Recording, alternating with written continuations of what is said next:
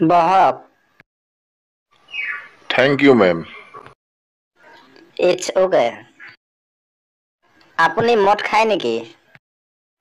হয়, খাওঁ। এদিনত কিমান পেক খায়? 6-7 পেক মান হয়গৈ। কিমান টকা হয়গৈ এদিনত? প্ৰায় 1000 মান টকা হয়গৈ। বাপৰে, কিমান দিন ধৰি খাই আছে? প্ৰায় 14-15 বছৰ ধৰি খাই আছো।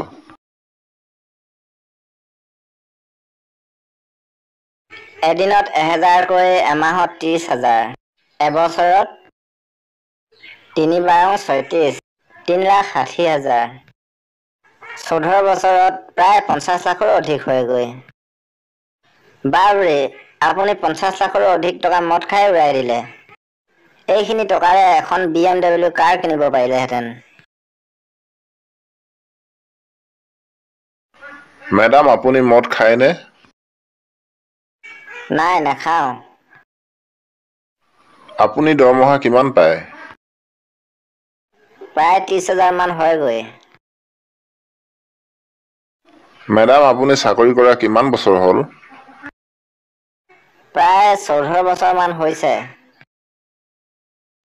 এমাহত দৰমহা 30,000কে, এবছৰত 3,60,000। 14 বছৰত প্ৰায় 50 লাখৰো অধিক হয়গৈ। এতিয়া আপোনাৰ BMW কাৰখন ক'ত, অকণমান দেখাই দিব নেকি?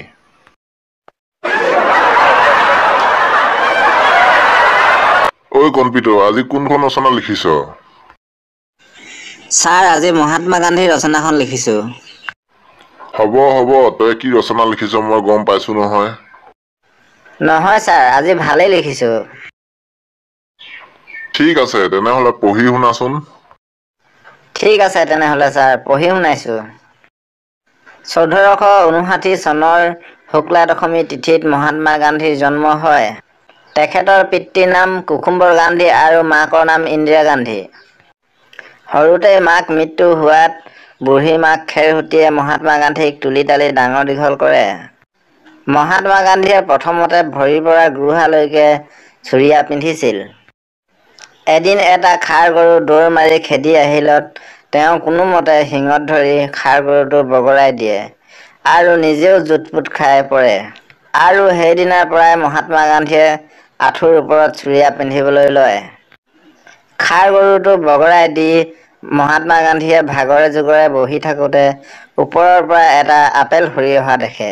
তেতিয়াৰ পৰাই পৃথিৱীয়ে প্ৰতিটো বস্তু যে আকৰ্ষণ কৰি লয়, সেই কথা প্ৰমাণিত হয়। মহাত্মা গান্ধীৰ মৃত্যু বহুত কৰুণ আছিল। এবাৰ ইংৰাজক খেদিবলৈ তেওঁ এটা প্ৰতিবাদী দলত যোগদান কৰিছিল। সেই প্ৰতিবাদ কৰি আহি থাকোঁতে মহাত্মা গান্ধীৰ বৰ পিয়াহ লাগিছিল আৰু সেয়ে এটা নিজৰাত পানী খাবলৈ বুলি নামিল। পানীৰ বুৰবুৰণি শুনি দশৰথ ৰজাই ভাবিলে, এইয়া কোনোবা মৃগয়াইহে পানী খাইছে। এই বুলি ভাবি দশৰথ ৰজাই মহাত্মা গান্ধীলৈ এপাত কাঁড় এৰিলে আৰু সেই কাঁড়পাত মহাত্মা গান্ধীৰ ভৰিত লাগি মহাত্মা গান্ধী বৈকুণ্ঠ প্ৰয়াণ হয়।